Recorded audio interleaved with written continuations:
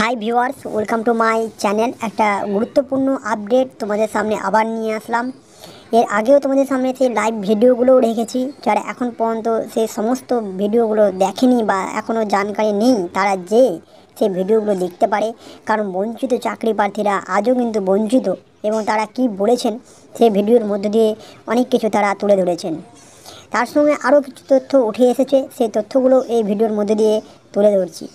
তো চলো জানি কি রয়েছে। আমরা দেখেছি এর আগে কয়েকদিন আগেই যে এসএসসি কাউন্সিলিং অফিসে দেখা করতে গেছিলেন বঞ্চিত চাকরি প্রার্থীরা এসএলএসটির, কিন্তু তাদের নিয়োগের দাবিতে কোনো তথ্য সেখানে পাওয়া যায়নি এবং তাদেরকে খালি হাতে বেরিয়ে আসতে হয়েছে। এবং তাদের যে আজ পর্যন্ত বঞ্চিত এবং রাস্তায় যে তারা বসে রয়েছেন, তার কোনো যে তথ্য, তার কোনো যে একটা আশার আলো তারা দেখতে পেয়েছিল, কিন্তু সেই আশার আলোতে কোনো আলোকিত হয়নি।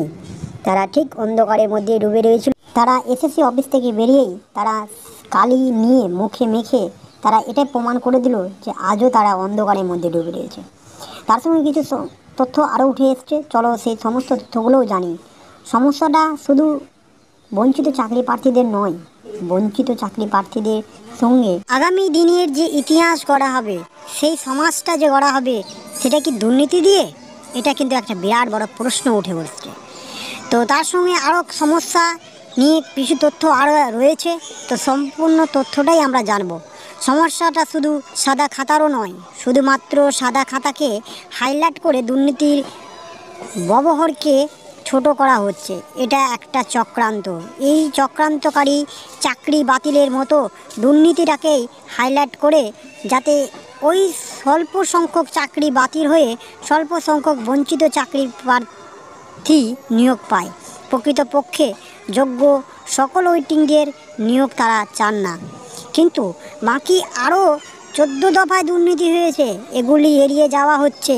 বাকি সমস্ত দুর্নীতিকে শিক্ষা দপ্তর তথা সরকার আমাদের সাথে আলোচনা শুরুতেই মেনে নিয়েছে। সমস্ত দুর্নীতির উদ্ঘাটক কোর্টের মাধ্যমে সম্ভব নয়। তাই আমরা মেধা তালিকার বঞ্চিত সকলকে নিয়োগের জন্য চাপ দিতে থাকি। আর সেই সাপেক্ষে নিউ সুপার নিউমেরিক্যাল পোস্ট তৈরির প্রসঙ্গও আসছে। সর্বোপরি আমাদের কপালে লিখন হলো, সরকার ছলনার খেলা খেলেই চলেছে। অন্য পক্ষ মুকেশের আড়াল দ্বিচারিতা করেছে। কোর্ট 18 মাসের বছর গুনছে। মাঝের দিনের পর দিন পিষ্ট হচ্ছে সাধারণ ঘরের যোগ্য অথচ বঞ্চিত চাকরি প্রার্থী। তারা কিন্তু আজও রাস্তায় বসে রয়েছে। এসএলএসটি চাকরি প্রার্থীদের আন্দোলন নিয়ে শিক্ষামন্ত্রী ব্রাত্য বসুও বলেন, কোর্টের একটা জট রয়েছে। আমরা একাধিকবার এই প্রার্থীদের সঙ্গে বৈঠক করেছি।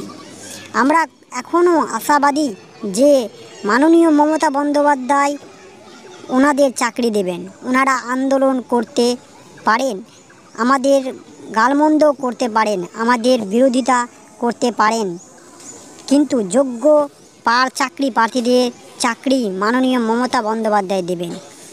যার মেধা আছে, তিনি ভালো পরীক্ষা দিয়েছেন, প্যানেলের সমস্যার কারণে যিনি বঞ্চিত হয়েছেন, তাদেরকে মহামান্য আদালত হাইকোর্টের নির্দেশ মেনেই চাকরি দেওয়া হবে। আমরা ইতিমধ্যেই প্রাথমিকে রব দিয়ে চাকরি দিতে পেরেছি।